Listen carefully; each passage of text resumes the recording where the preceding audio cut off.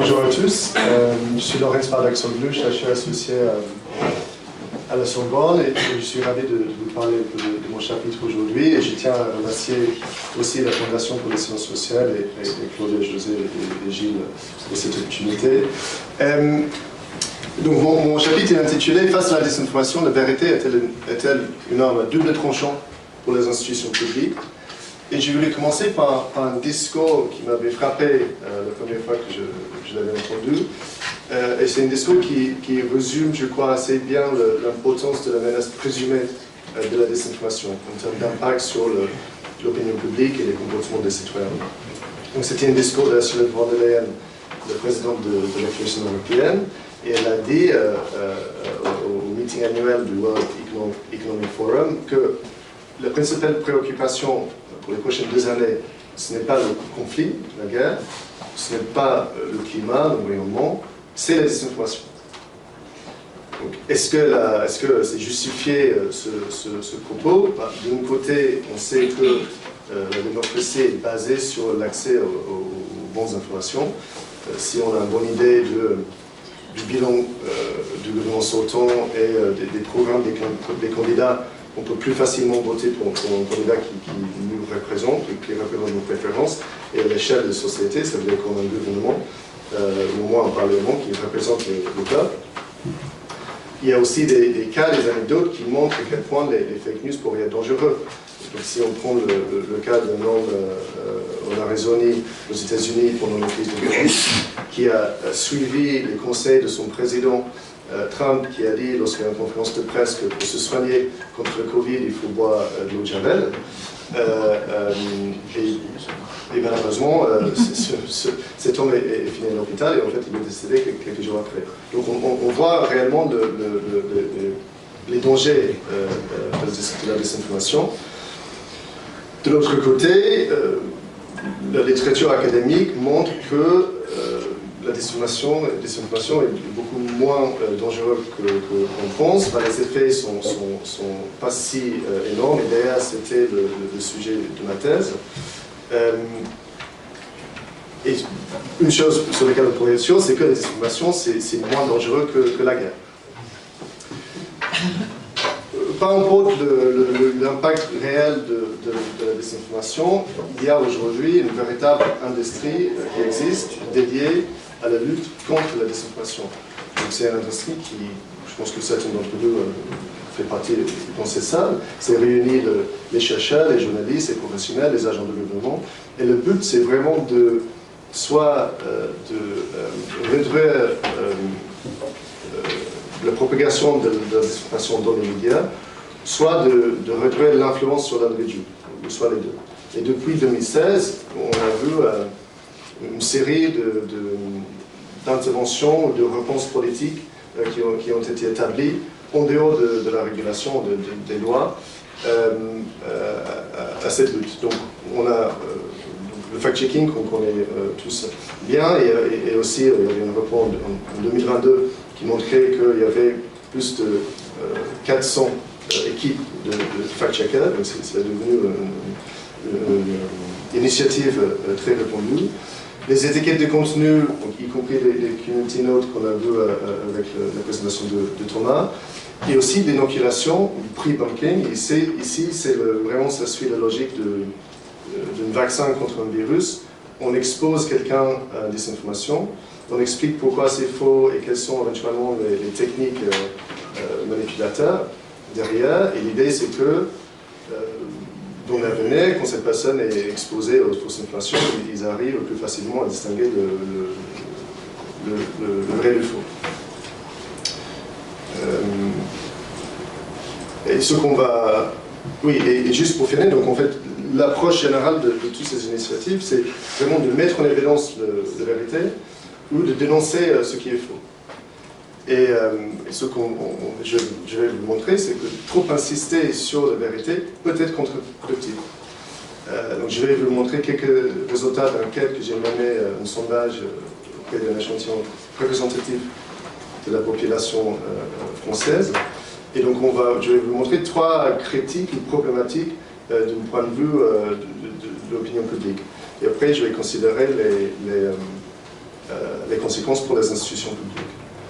Donc le premier critique, c'est qu'il est considéré que le fact-checking est biaisé, et on peut prendre un exemple encore de Donald Trump donc, pour illustrer ce point. Donc, pendant le seul débat finalement qui a eu lieu pendant la dernière élection américaine, l'élection présidentielle aux États-Unis, pendant le débat, un des modérateurs a vérifié les propos des candidats en direct. Et donc évidemment, le modérateur a beaucoup plus vérifié les propos de Donald Trump que de Kamala Harris. Et pour Trump, c'était une évidence, c'était une preuve que le fact-checking était biaisé. Et donc il a d'ailleurs le lendemain dit sur Fox News que, à sa chaîne préférée, que pour lui c'était un débat truqué, il avait le sentiment que c'était 3 personnes contre 1. Est-ce qu'on voit, et en fait on voit un écho de cette affirmation, ce propos en France. Donc ici on voit que 43% des Français sont d'accord avec l'affirmation que les fact-checkers sont biaisés. Ici, je devrais dire qu'en général, les Français ils sont aussi assez ouverts au fact-checking. Ils pensent que c'est une bonne initiative, donc ils sont à près de 55% de soutenir cette initiative. Et aussi, on voit que 30% ne se prononcent pas sur cette question, ils n'ont pas d'avis. Et à mon avis, ici, c'est lié au fait qu'en fait, très peu de gens en France utilisent les services de fact-checking, donc qui réduit aussi leur efficacité à la fin. Le deuxième point critique, c'est de qualifier quelque chose de désinformation et pas sûr comme une censure à motivation politique.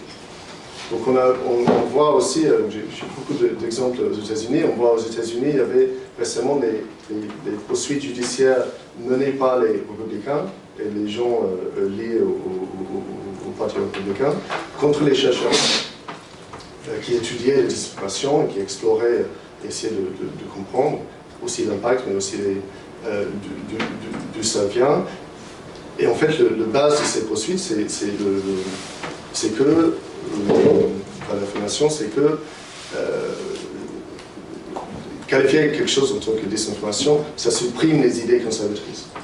Et c'est aussi quelque chose qu'on a vu fin de l'année dernière en France, quand Macron a invoqué un outil pour classifier les médias en termes de fiabilité. C'était très vite critiqué pour être une tentative de réduire la liberté d'expression. Donc ici, on voit aussi que c'est une idée qui a un certain soutien en France chez le public. Donc ici, on est 55% des Français qui sont d'accord que le terme désinformation est souvent utilisé pour censurer les idées ou arguments qui mettent en cause le courant de pensée dominant. Donc clairement, c'est pas considéré comme un acte neutre de qualifier quelque chose en tant que désinformation, même si souvent on voit les journalistes et les fact-checkers que je rencontre, c'est vraiment un travail honnête qu'ils font, mais c'est pas perçu comme ça, donc c'est vraiment perçu avec un acte, un geste, avec une motivation politique, idéologique derrière. Donc le troisième point, c'est l'utilisation du terme désinformation pour ignorer la relation entre les élites et les citoyens. Et pour illustrer ça, je voulais remonter en 2016 avec deux résultats des élections très inattendus. Le vote de Brexit au Royaume-Uni et ensuite le victoire de Donald Trump. C'était deux campagnes qui ont été marquées par les fausses informations, et les fausses informations allaient plutôt dans les sens des victoires de ces élections. Et donc c'était très vite dit que, en fait, les résultats pourraient être expliqués par le fait que les électeurs ont été dupés, les votes c'était en gros des erreurs, et on ne voulait pas vraiment voter comme ça. Pardon. Donc on voit aussi en France que 66% des Français estiment que le terme désinformation est souvent utilisé par les hommes politiques pour contester les faits qui ne le placent pas. Et donc ici, le point, c'est que quand un élite ou un homme politique veut utiliser ce terme, non seulement c'est pas vu comme neutre, mais c'est vu comme un jugement. Et donc ça pourrait être perçu comme s'il qualifie quelque chose que moi je crois en tant que désinformation, c'est pour être vu comme une élite qui est en train de balayer ou de disrespecter, voire être méprisante avec un citoyen qui croit en cette information.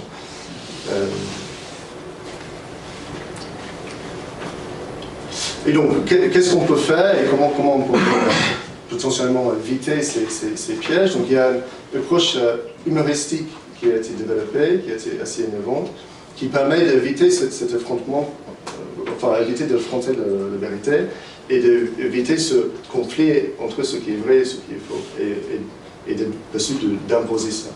Et donc, c'est simplement l'approche humoristique, c'est une stratégie de communication et des messages humoristiques ou sarcastiques qui questionnent la désinformation, mais qui ne questionnent pas explicitement, ou ne le qualifient pas explicitement en tant que faux. L'objectif est vraiment de susciter ou encourager l'esprit critique chez les citoyens pour que eux-mêmes ils arrivent à réfléchir au sujet et distinguer ce qui est vrai de ce qui est faux. Évidemment, ça prend l'inspiration de la publicité où pour vendre des produits, on n'utilise pas les arguments basés sur les faits, mais plutôt on essaie de créer un lien émotionnel avec les consommateurs.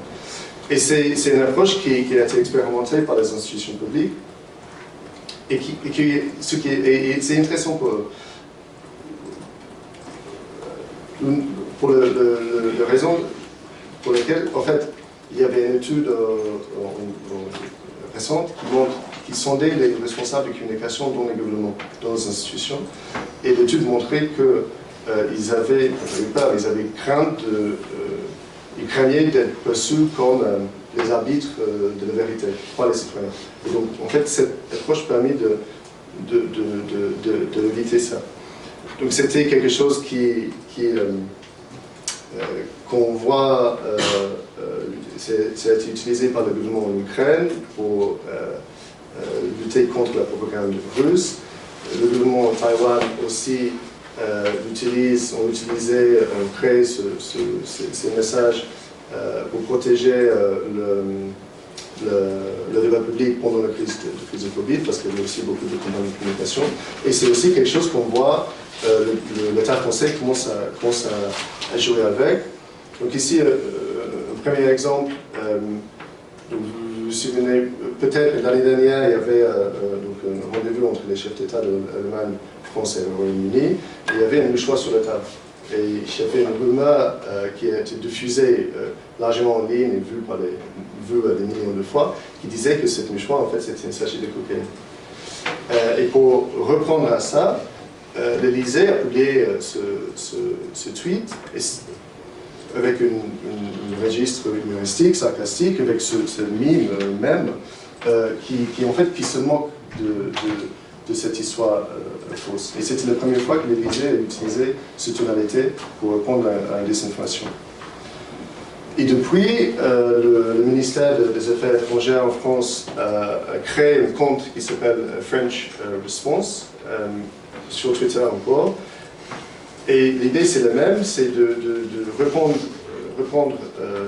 directement aux fausses informations avec des blagues, des éléments humoristiques pour se moquer de ces fausses informations. C'est aussi ça prend les codes des réseaux sociaux, donc l'idée aussi c'est pour que ce contenu, ces réponses deviennent eux-mêmes virales pour toucher plus de personnes. Et je vous invite d'aller sur le compte Twitter pour voir les exemples. Il s'appelle plus Twitter d'ailleurs. Il s'appelle X. Il s'appelle X. C'est X maintenant, oui, exactement. C'est pas Twitter. C'est plus Twitter.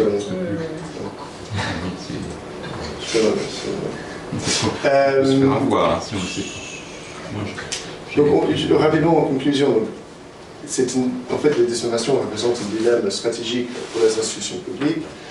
Il est crucial que le décideur public agisse pour essayer de protéger les citoyens.